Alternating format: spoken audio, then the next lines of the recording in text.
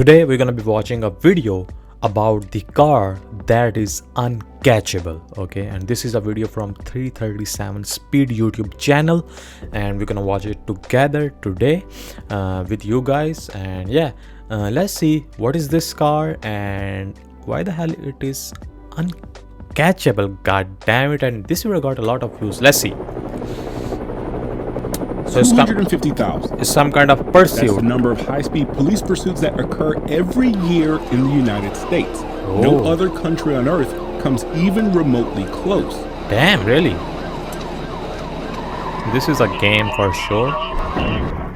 According to the California Highway Patrol, only 57.6% of the fleeing suspects were apprehended, leaving 42.4% of suspects to successfully evade arrest, and that number is only growing.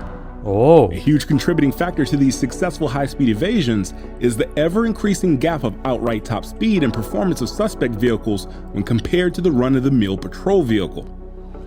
There's a common theme amongst these seemingly uncatchable cars, though, a sort of recipe that makes them an absolute pain for law enforcement to catch. Yeah, these Chargers and yeah, Hellcat, golly. Ooh, I like that sound though. And he is flying. These ingredients don't consist of an ostentatious bright red Ferrari. Rather, the best getaway cars are those that can balance brutal acceleration, ridiculous top speed, and inconspicuous looks that only a trained eye can distinguish from a normal commuter. And they even have a name for it thanks to the British, who almost banned their very existence. Really? On this episode of Explained, sponsored by Surfshark, we will take a deep dive into the rise of the super saloon and how it became the preferred method to evading authorities around the world. So historically, where you find organized crime, you will also find fast automobiles used to evade authorities. The 18th Amendment of the United States Constitution, which began the Prohibition era of the 20s and early 30s, made the manufacturing, sale, and transportation of intoxicating liquors illegal, which gave rise to bootleggers who transported moonshine from rural parts of Appalachia and imported liquors from Canada with hot-rodded vehicles to evade law enforcement. Their specialty was the Ford Model 18, which was more expensive and nearly identical to the Ford Model B used by law enforcement, but ditched the meager 50 horsepower inline four-cylinder for a flathead V8 that produced a healthier 65 horsepower and later up to 85 horsepower. According to bootleggers at the time, it was fast enough to stay one step ahead of the law, rugged enough for the mountain roads, and had a big enough trunk and back seat to squeeze in moonshine. This clear advantage of power, cargo space, and durability combined with a skilled driver made the Ford Model 18 the desired getaway car amongst moonshiners and bootleggers, and even bank robbers like Bonnie and Clyde. This recipe of a bare-bones four-door sedan with a higher output power plant, a heavy-duty suspension, and braking components would be emulated by Ford and Chevrolet into police packages and sold directly to departments across the country. The 1954 two-door and four-door, for example, was offered with a police package that included an exclusive engine, the Interceptor engine, with more displacement than the standard. Even now, the police cars have some kind of special engines, right? Battery, and even the tires were beefed up to withstand 24-hour duty and became a hit amongst veteran drivers and police officials. By 1956, General Motors and the Chrysler Corporation would follow suit, offering specialized police equipment packages, and sparked an unofficial arms race across the big three to build faster and faster police cars. Dodge would end the arms race with their own super saloon disguised as a police car in 1968, the Dodge Polara Pursuit. These were ordered by the California Highway Patrol with the E86 engine code, which meant the 440 cubic inch wedge V8, a 4-barrel carburetor, a special camshaft grind, dual exhaust, and 375 horsepower and 480 pound-feet of torque. The 3.23 rear axle ratio hindered some acceleration performance, but gave the Polara Pursuit a 149.6 mile-per-hour top speed, which was recorded at Chrysler's test facility in Chelsea, Michigan. Not bad, not bad. The 440 wedge wasn't the most powerful offering from Chrysler. That would have been the NASCAR-winning 426 Hemi, but the 440 Magnum wedge, combined with the lower axle ratio, meant even the most powerful muscle cars at the time couldn't outrun the Polara speed capability. Really? So police was able to catch them, huh? Man, that's a sick car. This philosophy of brutally fast and high-tech for the time police cruisers wasn't adopted universally around the world, especially in the United Kingdom. British police cars were smaller, more nimble, and less elaborately equipped than their American counterparts. Now they are like that. They are small, not that fast. Slushy automatics. Occasionally, though, a special car is needed for a special job. Bedfordshire decided the only weapon to win the joyriding war was the 150-mile-an-hour Cosworth Sierra. The narrow British roads combined with the parking space limitations and higher tax on fuel made the American recipe of a big V8 four-door patrol car unideal for police work. Okay, kind of makes sense too. With the rise of super saloons in Europe. So other people also started to buy those same ones, huh? BMW had their E34 chassis code M5. Oh, sick car. Damn. A hand-assembled saloon born in BMW's motorsports facility outside of Munich and powered by a dual overhead cam naturally aspirated inline-six with individual throttle bodies and north of 300 horsepower. Mercedes had their clothing with the 500e, which was also hand-built and co-engineered with Porsche and was propelled by a 5-liter dual overhead cam V8 designated as the M119. That is a sick car.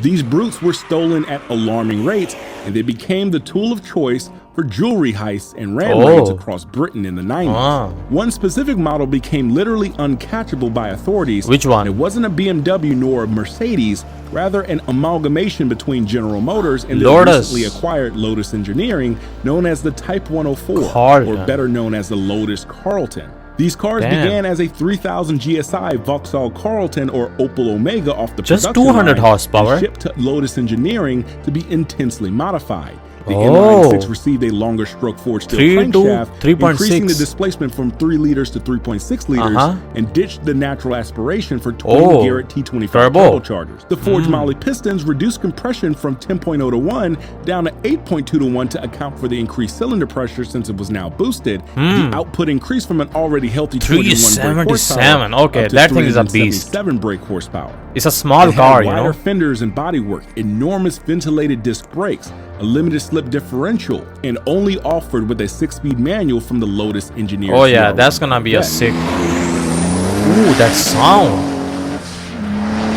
Even it also doesn't look that bad. By its Ferrari Testarossa-like speed or Porsche 911 turbo rivaling technology, but rather a gang of ram raiders making a fool out of police. So that goes 177 and Ferrari did 180. Look how close they are, dude. That's crazy. Technology, but rather a gang of ram raiders making a fool out of police in a stolen Imperial Green example. Oh yeah, I can see that. It was stolen on November 26, 1993 from a home in Worcestershire with the registration plate 40RA, and over the course of months was involved in multiple robberies totaling 20,000 British pounds in merchandise, and it couldn't be caught since the Austin Maestro Panda cars used by the police topped at 90 miles per hour, while the Lotus Carlton could achieve 177 miles per hour on the M6 motorway. Damn. The Lotus Carlton was simply uncatchable, untouchable, and unprecedented. Well, almost uncatchable. See, while many say the 40RA was never caught, it actually was in January '94 by passersby spotting it in a canal with its dark green paint and a caved-in roof and the registration plate 40RA. The leading publication at the time, the Daily Mail, and even British Parliament condemned the car and called for its banishment in Britain. Damn. But luckily, it was so expensive and sold so poorly that it would be discontinued before. Damn, $137,000 in 1990. Okay, that thing was hella expensive, dude. Even now 137,000 car is crazy, but having 137,000 car in 1990, you gotta be rich. You must have gotta be doing some kind of robberies in that for sure, because I don't know how can you make that much money that or it could be sent to the shadow realm. Back in the States, the super saloon explosion in the late 90s to early 2000s was I have seen this one too. I think so. I have driven one too. Body on frame, solid rear axle, high performance sedans like the Impala SS with its Corvette LT1 small block were essentially a 9C1 Chevy Caprice police car in civilian attire. The Mercury Marauder and its more sophisticated dual overhead camera. Yeah, we have seen Crown from Victoria. The Mach 1 was a more impressive version of the Crown Victoria Police Interceptor, but still very reminiscent of its police car DNA.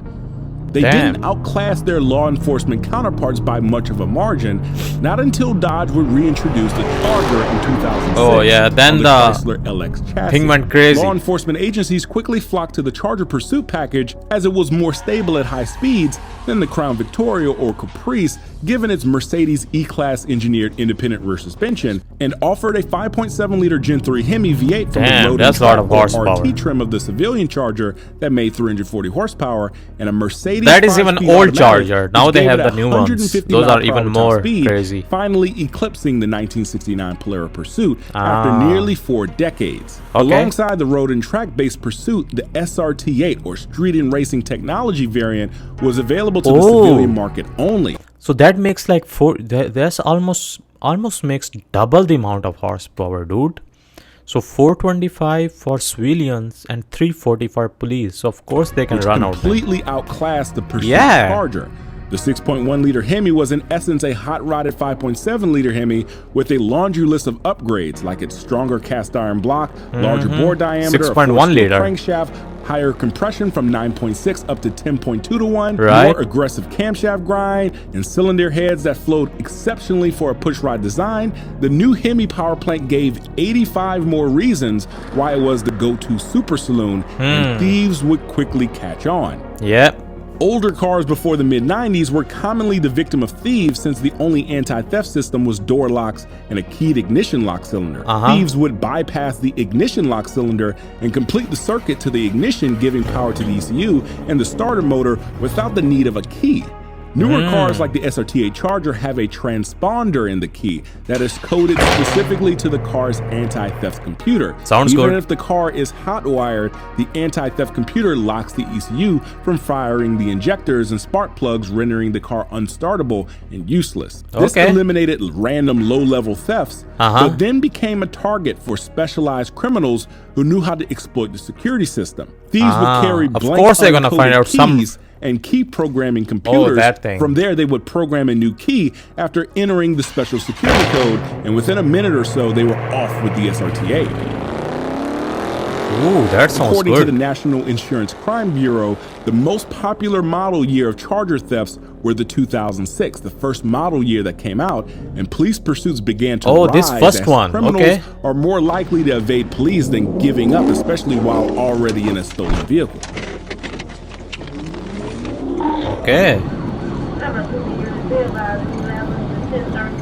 The supremacy of the Charger as the go-to getaway car would only get more and more ingrained as the years progressed. Oh, this one coming. This one is even crazy. Hellcat. Supercharged, wide body. The SRT engines got consistently more powerful, going from a 6.1-liter Hemi to a 6.4-liter Hemi. 700 horsepower. Like the Hellcat introduced a 6.2-liter Hemi with a 2.4-liter twin-screw supercharger, making 707 horsepower, and later getting a bigger 2.7-liter supercharger and 797 horsepower. Damn, that's a lot of horsepower. All the while, the Pursuit Charger had the standard 5.7-liter Hemi, and while it did get a power bump from 340 to 370 horsepower, it was completely outclassed by the SRT variants used by getaway drivers.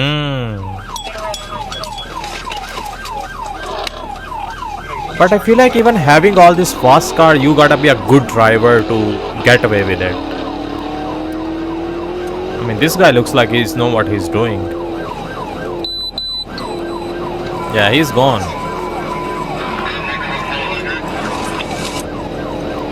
Another overlooked quality of the Charger was that the V6 GT trim, a 5.7-liter Daytona, a 6.4-liter Scat Pack, a 6.2-liter supercharged Hellcat, and even the 800 horsepower Red Eye looked identical, helping them blend in with similar traffic. That's true. And much harder to apprehend if law enforcement ever lost the line of sight. That's true. That's true. These advantages would be exploited to monumental proportions in an infamous black Dodge Charger in May of 2022.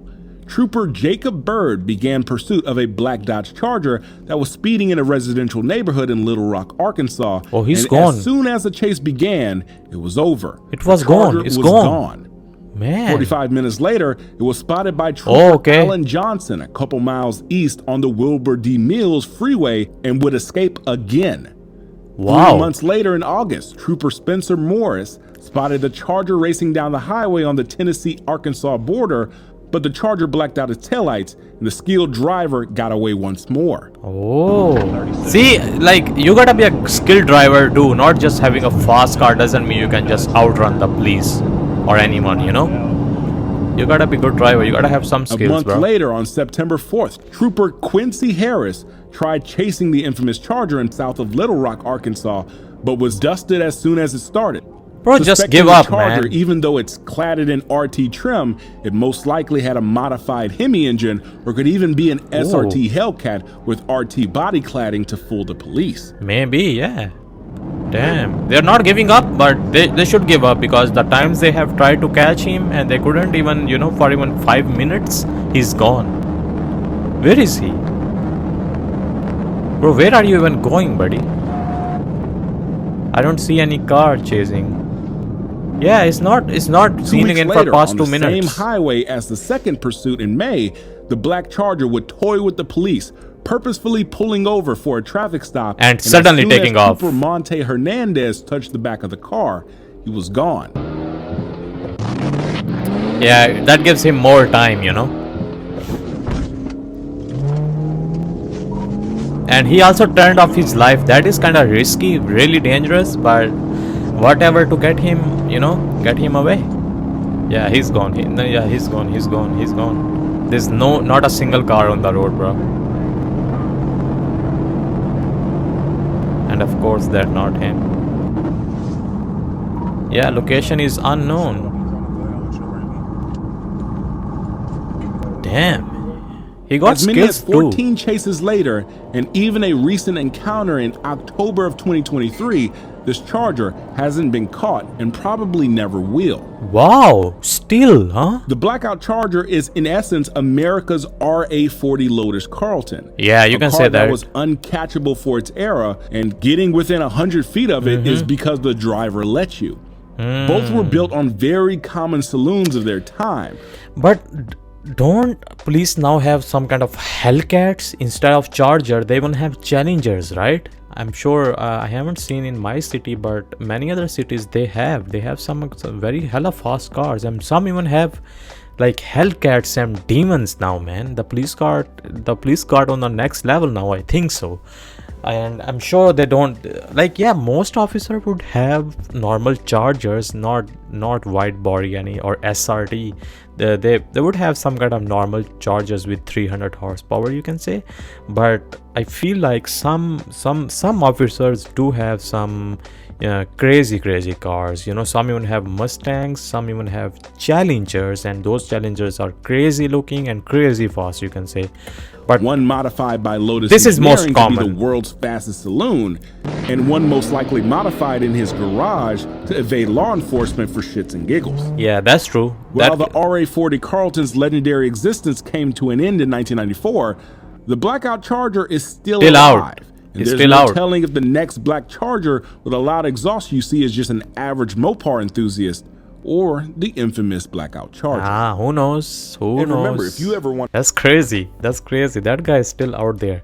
And not gonna lie, as I said earlier too, like, if you got a fast car, hella fast car, or this 800 horsepower, you can say, for car, you gotta be little bit smart and some little bit skillful as a driver too, I think so, because that plays a big part in it, because it's not just about getting having a fast car can get you away. It's about the skills, where to go, when to go, what to do. And the way that guy just parked on the side, he just pulled over for the police officer, and as soon as he got out of the car, he just took away. So he got little bit few more seconds in there, and he turned his lights off, at least the rear ones off, and so it's all black out. The car is even black too. So yeah, he's just gone, man. In few seconds he's gone, man. That's hella crazy. And but I feel like now they're getting, even the police cars are getting really fast too. Even the SUVs are getting crazy engines and crazy fast too, I think so. And many getting different cars. Some police officer do have some crazy cars dude, like Dodge Challengers, the Demons, and most of them have Dodge, but some do have not Charger, they have Challenger, which is I think so more faster and crazier than Charger. But most common car which is I have seen is Charger, you can say, the basic Charger, you can say, which police officer get, which does about 307 horsepower.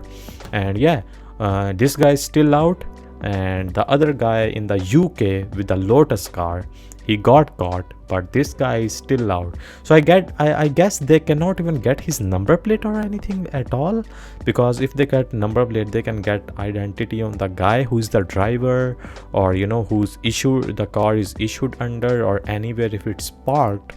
Maybe someone else can give police some kind of hint that this car is here, which you guys are looking for. So yeah, they don't even know at all like who this guy is, who this car belongs to, and like how to get to him. They have tried many times, they showed many attempts in this video, and every time they do, in few seconds that guy is gone. Location, they see the guy, and few seconds later location unknown. So yeah, that guy's he knows what he's doing. He really knows what he's doing. But yeah, it's not a good thing to outrun a police, but because at the end it's not a good thing, but you also put other people on the road in danger too.